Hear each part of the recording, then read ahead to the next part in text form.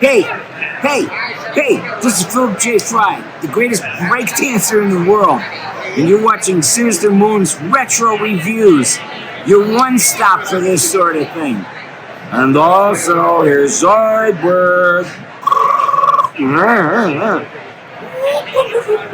Hey everybody, so today we're going to talk about the Intellivision Amico. Oh yeah, well at least it's the GameStop advertisement that came out, I don't even know when, like 2020 or something like that. It's been a minute, but it's real. You can see it's pretty thick cardstock here. Pretty good quality and whatnot. I went looking for these everywhere. I called tons of GameStops all over Colorado, and some people had never even heard of the Intellivision Amico. Other GameStop employees said that, oh yeah, you know, like those were very limited supply. Only a few stores in Colorado got them. And well, luckily for me, my friend Humphrey found this one out in Fort Collins, Colorado. So he gave it to me, and that's really cool because this thing is, it's kind of a collector's item at this point. It's really big. I don't know the exact measurements offhand, but I'll go ahead and put those, down here or something like that so you can know how big that is after I measure it after the video. I know it has to be at least 4 foot is my guess. It's pretty big, pretty long, but yeah, what an interesting thing this has been, right? The Intellivision Amico, like what? There's this man, I don't even know where to start. Like it's man, this has been going on for how long now? Like 4 or 5 years or something like that. Like it's been a minute since this thing was announced, and it ain't coming out. Like I really sincerely doubt that this thing is ever gonna see the light of day. Like it's all been smoke and mirrors the entire time. It's really upsetting. I had a few people ask me, what my thoughts are on the Amico stuff, because I did do a couple Amico videos back in the day. I even got featured in one of Intellivision's videos, which was an honor at the time because I'm an old school Intellivision fan. I grew up playing Intellivision. It was my first console. And I absolutely love Intellivision. I have just about every variant of Intellivision to ever exist. I have all 125 originally released games. I have tons of homebrew games. I have tons of swag, like merchandise that has either Running Man or Intellivision logos on it or both. I love Intellivision. It's still to this day my all-time favorite console, and a lot of that is because I grew up with it. It was my first, and even when I got the NES, I still played Intellivision a lot. I love Advanced Dungeons and Dragons, which is now known as Cloudy Mountain, Night Stalker, Beauty and the Beast. Oh man, there's so many Intellivision games that I really like. Space Spartans, there's a lot of them. But yeah, so when this came out, I was really excited about it. I couldn't believe it. A new Intellivision. It was too good to be true. I couldn't believe it. My mind was completely blown when I heard about this thing. And I became Facebook friends with Tommy Tallarico, and we used to talk through Messenger a lot. And I'm not gonna go into everything that him and I talked about, but I'm sure you can make your assumptions. It was basically how he talked on forums and in videos and stuff. That's pretty much exactly how he talked on Messenger. There were some things that he told me in confidence that I'm not gonna talk about, and honestly, I told Tommy that I wasn't sure that I'd ever have any desire to talk about the Amico. For me, it was more about getting it and reviewing it, because I have a review channel. I have a review show. It's called Retro Reviews, you're currently watching it. But unfortunately, since I will never be able to review this thing, and I wasn't one of the cool kids that got, a tester unit or whatever they want to call it, this is as close as we get. So if you look at this thing here, Like, first off, that's the, what was that called? Galaxy Purple. And this paint scheme is amazing. Like, this made me want the thing, for sure. But, and then when they showed what it was actually going to be, it was like just like a basic light purple. And I was like, ew, gross, man. That doesn't look cool at all. But, yeah, this is obviously a render right here. That's not a real console. Like, yeah, so we begin with the smoke and mirrors. And then you come down here to the games. Oh, well, and here's the golden ticket. That ended up being a crock of crap, didn't it? But, yeah, if you look at the games, like, you can see, like, I know it's kind of dark in this room. I'm in my game room, and it's kind of thrashed. I didn't feel like setting up any lights or anything like that. Do you want a quick peek real quick? Like, yeah, you can see how completely thrashed it is. I'm not even going to show you the rest because the rest is worse. But if you look at these games here, we can name most of them, or I can name most of them. So you got Astro Smash, Sidewinders, which was supposed to be a licensed Hot Wheels game. What is that? Like Pong or something? Whatever that is. And you got Breakout down here. Oh, and I skipped that one. That's Night Stalker. Breakout. And what the hell is that? Is that Bomberman or whatever? I don't even know what the heck that is. That must be Dyna Blaster. Missile Command. Racing, I guess. And Billiards. You got Moon Patrol. I don't know what that's supposed to be. Maybe somebody in the comment section can tell me. Maybe that's that tank game or something. I have no idea. And then, of course, Evil Knievel. Which is funny because, like, that's the most clear screenshot that you get out of any of these. Like, it really just kind of pops in comparison to the rest of them. And honestly, like, that may have been the only game that was complete at the time. So I know that Night Stalker was never finished. The guy that was making it claimed that he was chipping away at the level still, but, you know, he never got paid from Intellivision, so kind of, you know, just a side project or whatever. I don't know too much about this auto racing game. Maybe somebody can tell me. Missile Command, I never heard what actually happened to that or how far they got. Dyna Blaster, if this is Dyna Blaster, then that's complete as far as I know, and that's going to end up coming out on Amico Home or whatever, I think. Or maybe it's coming out on its own. Somebody else can tell me that. I think it's coming to the Switch and stuff. I don't remember. Breakout. Breakout was... this was never finished. It was only like a level or two. And they actually made it so you could download a PC demo and everything. And I played it and I liked it. And I was looking forward to it. But it's not even a complete game. And it's probably been scrapped by now.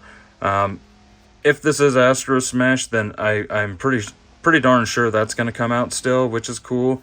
Obviously not for the Amico, but I think it might be Amico Home, or it might just come out on its own through that company that Hans owns, BGE or BG or whatever the fuck it's called. But yeah, Sidewinders I think is actually maybe going to come out, but it's not going to be a licensed Hot Wheels game or anything, and whatever. And then this, whatever. And then, yeah. But, yeah. And then the golden ticket, yeah, that was a big joke, right? I still got my golden tickets hanging out, collecting dust in my storage unit. And then down here, you can see, claim even more rewards and savings, become a Power-Up Rewards Pro member today, GameStop Power-Up Rewards. And so, it's a pretty cool advertisement. Like, I'm not trying to knock the quality or anything like that, but it's BS. Like, I mean, they barely put any of these in any of the GameStops in America. I don't know about Canada, but yeah, there is hardly any in the USA. Very, very few. I don't have an exact number for you, but I was told very, very few. And like, I had people, GameStop employees, try to guess. And they told me, probably less than 1,000, you know. So, I don't know. I mean, it could be like 500 or less, and this could be a very cool collector's item, I guess, for an Intellivision fan like myself, anyhow. But yeah, anyhow, I have been asked, my thoughts on, everything that's going on with like the Intellivision and everything, or with the Amico, I should say. Yeah, I don't think it's happening, guys. I really don't. Like, I think the writing's been on the wall for some time now, and it's a real shame because, when this thing was first announced, I really liked it. I've heard people ask questions like, well, who is this for? Oh, it was for people like me. People that are retro gamers that remember retro consoles and how they used to be, and games for them, and the simplicity and everything, and the revamped or reimagined Atari games and Intellivision games, and new Data East games, and just all that stuff really, really appealed to the retro gamer in me. I don't have kids, and so it's not one of those things where I'm like concerned about E for Everyone games and stuff like that. But if you do think about it, back in the day, all the games for the Intellivision were in fact E for Everyone, and like 99.8% of Atari 2600 games were E for Everyone. I know there was like the Chainsaw Massacre, and then Beat 'em and Eat 'em, and some of the other porno games like Custer's Revenge and stuff. But yeah, that was a very, very slim amount of games for the Atari. And even then, you had to buy those at porno stores. Like, no kidding. You couldn't just like go to, Hills or KB Toys or Toys R Us or wherever you bought your games back then, Montgomery Ward's or Sears, and just buy them off the shelf. You had to go into a CD porno shop or a video store and go to the back of the shop and like buy them that way. It was kind of weird, and that's why they're kind of rarish and stuff nowadays. But yeah, like I really had my hopes up for this thing because I really, really wanted a new Intellivision console. It was a dream come true when it was first announced. It had so many features that I really liked, like the online, and I thought, oh man, how cool would that be to play the old Intellivision games with my friends, like, around the world and everything, because playing two-player games nowadays, like as an adult, has proven hard for me because it's hard to get people over because everybody, has jobs and spouses and everything, and they spend their time like with them and at work and sleeping and eating and and like, so it's hard to get people over to play games anymore because we're adults now. I don't know about you guys, but I'm in my 40s, and so yeah, I basically work, eat, sleep, repeat, like, and then on my days off I have to focus on paying bills and doing chores and then laying around and relaxing. So yeah, like I get very little time to make YouTube videos anymore, or just sit down and play some games. I have been playing some games, but that's because they're new, and I like to play certain games when they're first released, and hopefully we'll talk about those in the future. But yeah, the Intellivision Amico, like it had that online going for it. It had like all kinds of different features that I really liked. One of the features that I really like that nobody ever talks about is that they promise that there's going to be like buttons that stuck onto the screens of these controllers. And I thought that was going to be amazing because then it would make the screen tactile. And, so no matter what, like, you could make buttons on your screen and it wouldn't just be tapping on a screen, And I thought that was really cool. I had the 64-way disc. I just thought that was really cool, like there's no other consoles doing that. And I really liked seeing these games, and I thought a lot of these looked really promising, like the Astro Smash I thought looked really promising. Missile Command, like that Night Stalker for sure was on my list of games to get right away. And that the same guys, the company is escaping my mind right now. Good company though, but I can't think of it because I'm a stoner and I have short-term memory loss. But the same guys that were making Night Stalker were also behind the Advanced Dungeons and Dragons Cloudy Mountain kind of remake. That one was supposedly 100% finished, and I hope that we still get to play that because it looked really cool. But yeah, over time, things were changed on this thing, like, and I didn't like any of the changes, and I lashed out at Tommy and Intellivision in their comment section on YouTube about how I don't like the direction that they're going and everything. They kind of moved away from retro gamers and tried to appeal to like the everyone kind of market, like kind of like the Nintendo Wii, where, you know, that appealed to kids and old people and everything, all, you know, just the same, and then it sold really well and everything. So they were kind of trying to go for that. So I didn't like that. I thought that was kind of dumb. And, you know, like, I mean, the educational games and everything, like, I wasn't feeling, of course. And yeah, they just kept stripping this thing down, taking away features until they felt that, you know, they could put it out. And then they jacked up the price from like under 200, like somewhere in between 150 and 200. They jacked that up to over 300. And it's like, man, what are you guys even thinking right now? Like, this thing can't compete with like a PS4 or a PS5 or an Xbox One or, you know, of course, a Switch or any of those. Like, it cannot compete. This thing is basically like a glorified Raspberry Pi. Supposedly, allegedly. There could be like a mouse running on a treadmill inside there or something. We don't know exactly. Like, they did show a couple take apart videos or whatever over the time. One of them was in fast motion, and so you couldn't really see what all was going on unless you slowed it down. But the board that they did show back then looked really cheap. It looked like something that you could easily get made by like PCBWay or one of those, you know. Not a paid endorsement, by the way. I never personally bought the boxed edition games because they're not games. They're just cardboard and crap. You know, you get some cardboard, a coin, a sticker. You know, like, I mean, that's all those things ever were. And I know that over the years, like, I've seen people buy them just so they can make a video of them, and they all have different reasons as to why they make those videos or whatever. But, like, let's face it, like, there's really no reason to buy those things. Even as like a major Intellivision collector, I can't bring myself to spend over $150 on cardboard and crap, you know. So I'm not gonna buy those. Don't expect a video from me on those. I'm better with my money than that. But I do have this, and whoop-de-doo, right?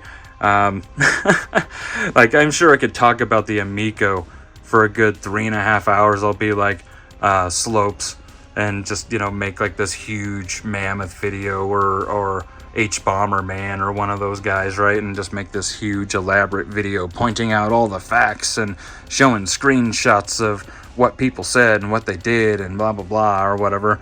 But you know what, like, there's already enough of that out there. There's like whole channels dedicated to things Tommy said that didn't come true, and you know, things like this shill said, you know, that were dumb, you know, like, and how, like, there's a few people, there's more than a few people, there's a few people here on YouTube, though, that have testers units.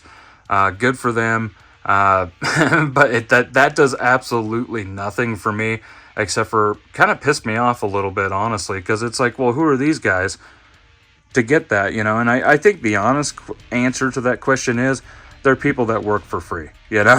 I really just want the Intellivision Amico to be over with, honestly. Like, I know that their plan is to release the Amico Home on various consoles, and that's going to be kind of like a front end or an interface for other games, for games that they're going to sell or whatever. Or at least that's what it sounds like to me. I think that's what it's going to be anyhow. I mean, if it even sees the light of day. But I think they expected to do a few deals, like a few licensing deals, and you know, to try to sell those games and everything, to raise money to put this thing out. But the thing is that they already got enough. They already had taken in enough money to get this thing out years ago. This thing isn't all that great. Like, it's not very high tech or anything. Like there's a lot of like old parts in here. It's underpowered. It's just it's nothing that is too fancy. It's nothing that they couldn't have achieved. And I do understand that the pandemic happened and that there was a chip shortage during that time. And, it was really, really, really rough for a lot of companies. A lot of companies went out of business. A lot of companies could not put out product. I couldn't find a PS5 in the stores, like, at all forever. I finally got one now, and I love it. But, yeah, like, a lot of things were hard to find. And a lot of businesses, especially local businesses and smaller businesses or whatever, went out of business. Like, it really screwed them over. However, with all the millions that they collected, they could have just put those they could have put those millions in the bank, or I don't know, like tucked under Tommy's bed or something in a shoebox, right? And when it was time, when they could actually get the chips that they needed, they could have, came back out and said, okay, we're ready to launch. Let's do this thing, But they didn't do that. They just kind of exhausted all their money with mismanagement, really. Like, they had, like, what was it, 3 or 4 offices, like one in California, one in Utah, one in Dubai. Like, I mean, it is just like crazy. It's like, why do you have that many offices? And then, like, if you go through and you read different deals and stuff that they made to try to get the Amico to release, like, it was a bad deal. It was a really bad deal. Like, they're giving, like, some dude, like, they're supposedly going to give some dude, like, a bunch of money, like, per console sale. And, like, it was like, dude, there's no profit there. Like, what are you even thinking? When it comes to this Amico stuff, we're all just beating a dead horse, like, repeatedly. Like, at this point, the dead horse has, like, completely rotted away, and it's just a skeleton sitting there, and we're just beating on its bones, I mean, that's how over this thing is. Like, it's just done. Like, and they need to do whatever they're gonna do, like, with this Amico home jazz, because I'm just kind of tired of hearing about it at this point. Like, I used to dislike the argument of, like, well, why don't you just put those games out on the Switch?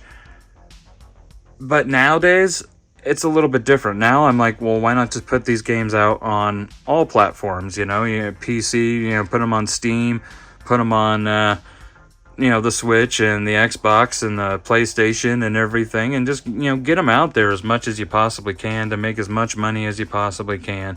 This was already a cell phone game, and I'm sure that, some of the other ones that they shown, like Sesame Street and whatnot, were also either like PC games or cell phone games or whatever, or both. It's upsetting because, I mean, this thing was supposed to play exclusive games. Like, like, it was all supposed to be like, you can only play this game on the Intellivision Amico, and look how far that got, like, what a letdown that is. Like, now at this point, you can't play these games at all. And some of these games don't even freaking exist because they weren't even finished. But and this golden ticket, what the hell am I gonna do with that? Pick my teeth with it? Oh yeah. Anyhow, guys, like, I think I've kind of said enough about this for now. But there you go.